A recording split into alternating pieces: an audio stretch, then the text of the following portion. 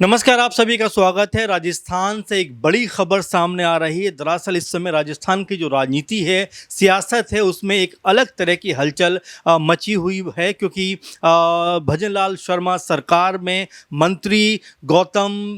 जो हैं उन्होंने एक पुलिसकर्मी को गाली दी है। इस तरह का ऑडियो लगातार वायरल हो रहा है और कांग्रेस पार्टी ने पूरे तरीके से भजनलाल शर्मा सरकार को घेर रखा है। तमाम तरह की जो है आलोचना कांग्रेस पार्टी की तरफ से की गई है और महत्वपूर्ण बात क्या है कि महत्वपूर्ण बात यह है कि अब ये मामला इसलिए भी तूल पकड़ रहा है क्योंकि एसएचओ शैतान सिंह ने मंत्री जो हैं राजस्थान के सहकारिता मंत्री हैं गौतम दत्त, इनके खिलाफ एफआईआर दर्ज कराई है बाकायदा। और उन्होंने कहा है कि भाई पुलिस से गाली गलौज करना, बदसलूकी करना, सरेआम अपमान करना, सरकार के काम में बाधा डालना, रौब दिखाना और ट्रांसफर कराने की धमकी देना, इस तरह के आरोपों को जो एसएचओ शैतान सिंह है उन्होंने सहकारिता मंत्री गौतम के ऊपर लगाया है कि उन्होंने इस तरीके से उन्हें परेशान करने का प्रयास किया है। दरअसल ये पूरा मामला क्या है, इसके ऊपर बात करते हैं।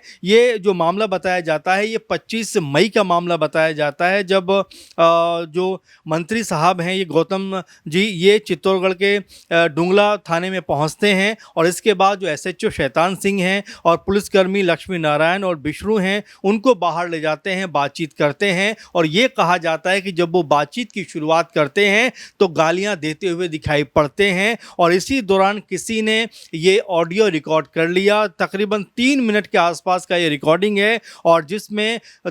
खुलेआम और बेधड़क होकर जो मंत्री साहब हैं गौतम जी ये गालियां देते हुए दिखाई पड़ते हैं। अब इसको लेकर कांग्रेस पार्टी ने बीजेपी को घेरने का काम शुरू कर दिया है। अगर हम कांग्रेस पार्टी के नेता प्रताप सिंह खाचरियावास की बात करें तो वो कहते हैं कि भाई पुलिस को नहीं बल्कि पूरे राजस्थान को यहाँ पर गाली दी गई है और जिस तरीके से व्यवहार गौतम जो मंत्री गौतम है उन्होंने किया है उससे ऐसा लगता है कि पूरे राजस्थान के लिए शर्म की बात है जहाँ पर सरकार के मंत्री इस तरह की भद्दी भद्दी गालियाँ देते हुए दिखाई पड़ते हैं और कोई अनुशासन उनका दिखाई नहीं देता। खुलेआम सरेआम पुलिसकर्मी जिनके ऊपर प्रशासन को संभालने की, लोगों की सुरक्षा की जिम्मेदारी होती है, उनको इस तरह से गालियां देते हुए दिखाई पड़ते हैं। अब कांग्रेस पार्टी की तरफ से जिस तरह से मामला तूल पकड़ रहा है, लगातार बयानबाजी हो रही है, उससे भजनलाल शर्मा जो मुख्यमंत्री है वो और तमाम उनकी जो सरकार है वो यहाँ पर सवालों के घेरे में आ रही है कि आखिर उनके मंत्री जो गौतम दत्त हैं आखिर कैसे एक पुलिसकर्मी को गाली दे सकते हैं। और सिर्फ एक नहीं बल्कि यहाँ पे एसएचओ शैतान सिंह समेत 3 लोग वहाँ पर मौजूद थे और तीनों को ही वो गालियाँ देते हुए दिखाई पड़ रहे थे। अब इस बीच जो मंत्री हैं गौतम दत्त इनका भी बयान सामने आया है। इन्होंने कहा है कि भाई पूरी तरीके से ये जो वीडियो ऑडियो है ये एडिटेड है, एआई जैसे टूल का इसमें इस्तेमाल किया गया है और उनकी आवाज़ इसमें दिखाई नहीं है बल्कि ये बनावटी ऑडियो है और इसको बनाकर कहीं ना कहीं उनको बदनाम करने का प्रयास किया जा रहा है। अब ऐसे में जो सफाई मंत्री साहब की तरफ से पेश की गई है कांग्रेस पार्टी उसको सुनने को कतई राजी नहीं है। कांग्रेस पार्टी की तरफ से कहा जाता है कि भाई ये सिर्फ पुलिस कर्मियों का अपमान नहीं है बल्कि ये तमाम राजस्थान का अपमान है, तमाम राजस्थान के नागरिकों का अपमान है। और जिस तरीके से गालियां दी जा रही हैं वो कहीं ना कहीं दर्शाता है कि जो बीजेपी के नेता हैं, मंत्री हैं, उनका जो चाल चरित्र और चेहरा है वो इस ऑडियो के जरिए खुलकर सामने आ जाता है। और अगर कांग्रेस पार्टी की तरफ से कहा गया है कि अगर बीजेपी को लगता है कि ये ऑडियो फेक है तो इसकी जांच कराए और कांग्रेस पार्टी की तरफ से ये भी कहा गया कि अगर बीजेपी को लगता है कि वीडियो जो है बिल्कुल भी गलत इसमें जो तरीके से बनाया गया है तो उनको बाकायदा जांच करा के इसको साबित करना चाहिए। वहीं मंत्री गौतम ने 12 सेकंड का एक वीडियो बनाकर अपनी सफाई ज़रूर पेश की है लेकिन कांग्रेस पार्टी समेत तमाम जो लोग हैं वो इस सफाई से बहुत ज़्यादा कह सकते हैं मुतमईन दिखाई नहीं पड़। फिलहाल अभी इसके ऊपर देखा जाए तो जो मुख्यमंत्री हैं भजनलाल शर्मा उनका कोई बयान सामने नहीं आया है लेकिन कहीं ना कहीं इस पूरे मसले के ऊपर ऐसा लगता है कि सरकार भी अपने आप को घिरा हुआ सा महसूस करती है। और आने वाले दिनों में यानी 18 जून को राज्यसभा के चुनाव भी हैं तो ऐसे में राजस्थान के अंदर जो राजनीति है, जो सियासत है, अब वो लगातार एक अलग रुख, अलग मोड़ लेती हुई दिखाई पड़ती है।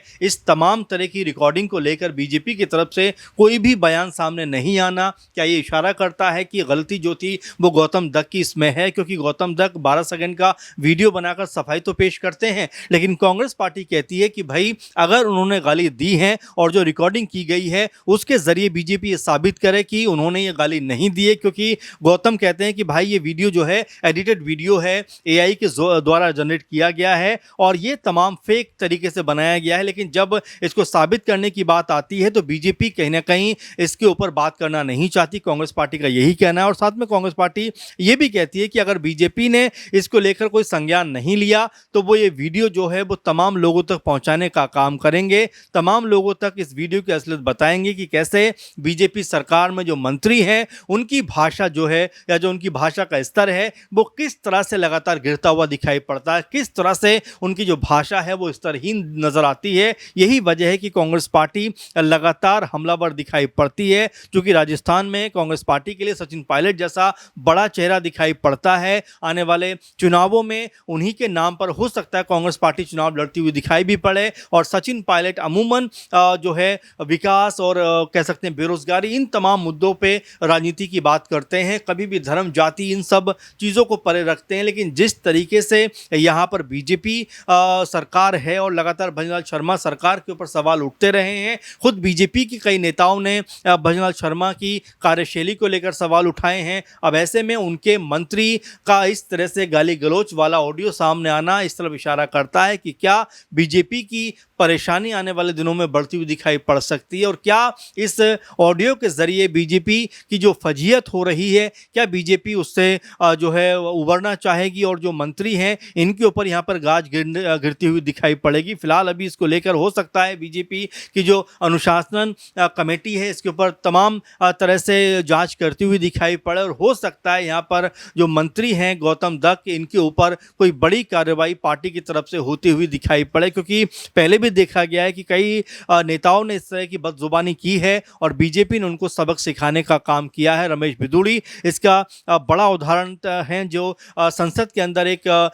जो सांसद के ऊपर जो मुस्लिम सांसद थे दानिश उनके ऊपर अनाप शनाप जो है भाषा में बात कर रहे थे और उसके बाद बीजेपी ने लोकसभा चुनाव के दौरान उनका टिकट ही काट दिया। तो क्या यहाँ पर गौतम के साथ भी जो भजनलाल शर्मा सरकार है क्या कोई बड़ा एक्शन लेती हुई दिखाई पड़ेगी और क्या बीजेपी आला कमान इसके ऊपर कोई संज्ञान लेता हुआ दिखाई पड़ेगा? फिलहाल कांग्रेस पार्टी ने तो इस पूरे मामले के ऊपर जिस तरह से बयानबाजी का दौर शुरू कर दिया है और जिस तरह से एसएचओ शैतान सिंह और तमाम पुलिसकर्मियों ने जो एफआईआर दर्ज कराई है उसके जरिए कहा जा सकता है कि यहाँ से जो मंत्री हैं गौतम दत्त इनके ऊपर बड़ी कार्रवाई होती हुई दिखाई पड़ सकती है। अब आने वाले दिनों में इस पूरे मामले पर क्या कुछ होता हुआ दिखाई पड़ेगा, क्या कुछ सरगर्मियां बढ़ती हुई दिखाई पड़ेंगी, ये देखना होगा और साथ में ये भी देखना दिलचस्प रहेगा कि बीजेपी की तरफ से इस पूरे मसले के ऊपर कितनी बड़ी कार्रवाई की जाती है और जो कार्रवाई बीजेपी की तरफ से की जाती है